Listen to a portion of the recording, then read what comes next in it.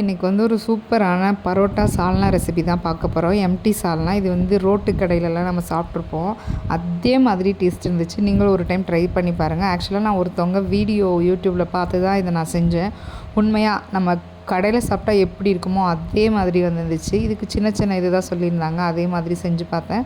உண்மையாக டேஸ்ட் ரொம்பவே சூப்பராக வந்திருந்தது. நீங்களும் ட்ரை பண்ணி பாருங்கள். ஃபஸ்ட்டு கொஞ்சம் எண்ணெய் ஊற்றிட்டு ஸ்பைசஸ் எல்லாமே போட்டுட்டு வெங்காயம், அதுக்கப்புறம் பார்த்திங்கன்னா தக்காளி அதையும் போட்டு நல்லா வதக்கிடுங்க. தேவையான அளவு உப்பு, கல் உப்பு போட்டு அதையுமே வதக்கிக்கோங்க. அதுக்கப்புறமா புதினா, கொத்தமல்லி, புதினா மட்டும் கொஞ்சம் அதிகமாக போட்டுக்கோங்க, சூப்பராக இருக்கும். அப்புறம் இஞ்சி பூண்டு பேஸ்ட்டு அதையும் போட்டுட்டு நல்லா வதக்கிட்டு, அதுக்கப்புறம் தேங்காய், அதுக்கப்புறம் முந்திரி, அதுக்கப்புறம் கசகசா, அதுக்கப்புறமா வந்து பார்த்திங்கன்னா சோம்பு இதையும் போட்டு நல்லா பேஸ்ட்டாக அரைச்சிக்கோங்க. அப்புறம் 2 ஸ்பூன் கடலை மாவு கலக்கி ஊற்றிட்டு கொஞ்சம் தண்ணி கொஞ்சம் நிறையாவே ஆட் பண்ணிக்கோங்க. ஏன்னா நம்ம தேங்காய் பேஸ்ட் அரைக்கிறனால ரொம்ப திக்னஸாக வரும்.